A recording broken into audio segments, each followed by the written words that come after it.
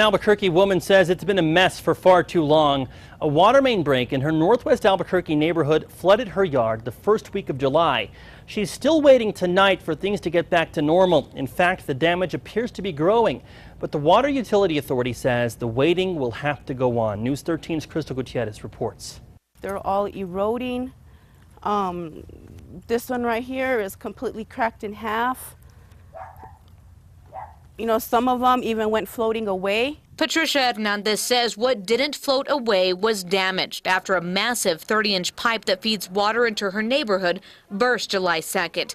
It turned her yard into a swamp. The water was past my knees. And her life upside down. I have property damage in my front. I still have property damage in the back of my house. Hernandez says the water caused her walls to crack, washed away some of her xeriscaped yard, damaging the rest. She says the County Water Utility Authority hired a company to start repairs.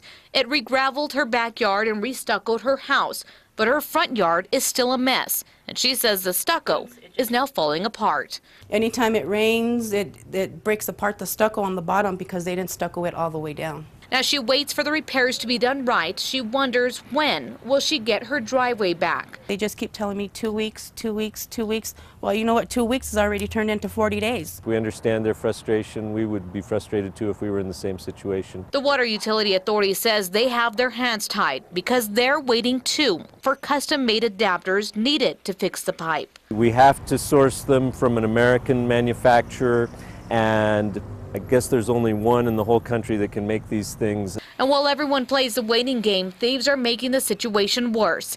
Yesterday, someone stole copper from another section of the pipe, sending water onto the other side of Hernandez's yard.